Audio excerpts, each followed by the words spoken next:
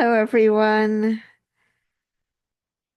So, this is my 21st New Year's message, and it's one I never thought I'd be able to give. In fact, on Thanksgiving 2023, in a blog post called My Virtual Thanksgiving Table, I wrote, "Welcome all my Syrian sisters and brothers. I have set a place for you in my broken heart. May the day dawn when you know the freedom and justice for which you have sacrificed so much." Little did I guess how quickly that day would dawn. Even as I wrote those words, a coalition of Syrian rebels was already starting to create a meticulous plan to save their country from brutal tyranny. And on December 8th, I received the best birthday present of my life, freedom for Syria. We worked, we prayed, we wept, we struggled, not expecting to see that day in our lifetime. A new dawn rises over Syria, full of promise and perils. Our Syrian friends are ecstatic. They can't stop celebrating. We here in the West, we can't even imagine the level of repression Syrians lived under for half a century. Now, at last, they can breathe freely. Yet freedom wasn't free for the Syrian people, and it didn't come cheap either.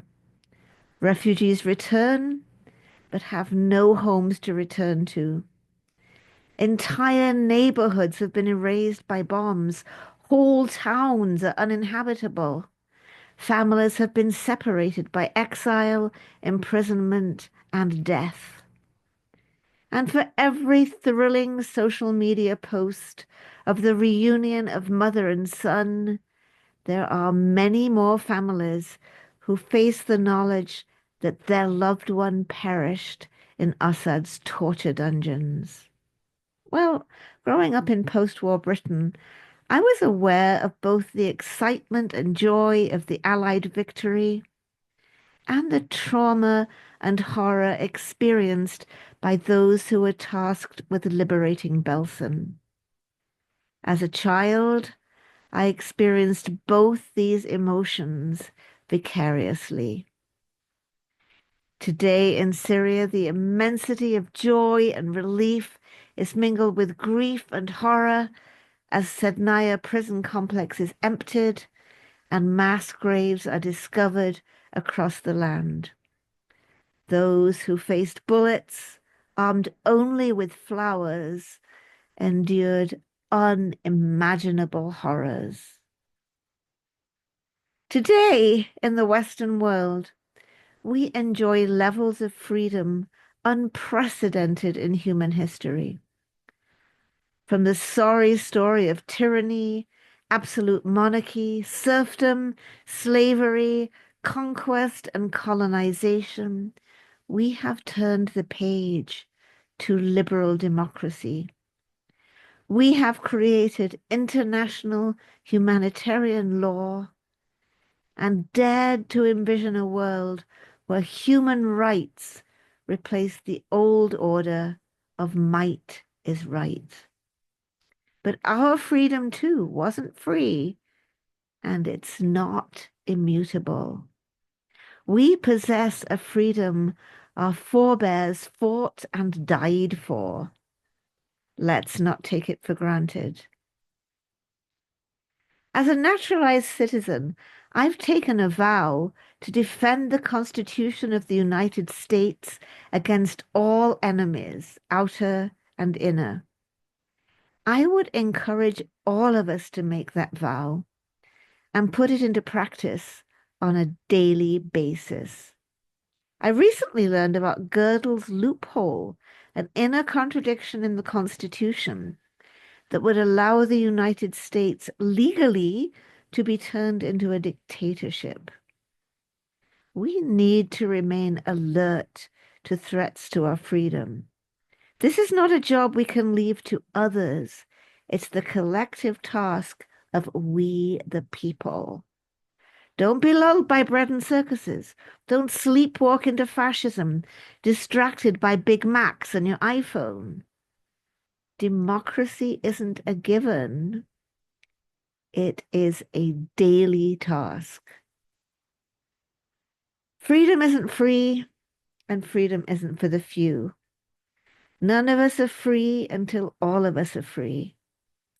So here's a suggestion. Please try it this new year. Make a list of all the people around the world who contribute to your freedom, peace, and prosperity. Think about the undocumented farm workers who grow your food. Think about all the descendants of the enslaved people who made this country prosper and had nothing to leave to their children and their descendants. Think about child miners in Congo, without whom you wouldn't have a smartphone. The people in the garment industry in Bangladesh. And what about the true human cost of the gas you put in your car? How many of these people are free? How many are treated fairly? Human rights are for all humans. So once you've made your list, see what jumps out for you. What calls you, as Syria called us? How can you contribute to creating a world where everyone enjoys the freedom and prosperity that you experience? Freedom isn't free, it isn't cheap, and it isn't for the few. Every day I see things on the news that break my heart and move me to action. Yet the Syrian people have reminded us that, as Gandhi said, all through history, the way of truth and love have always won. There have been tyrants and murderers, and for a time they can seem invincible, but in the end, they always fail. If our hearts can break for the suffering of others, we can also be full of joy when people finally free themselves.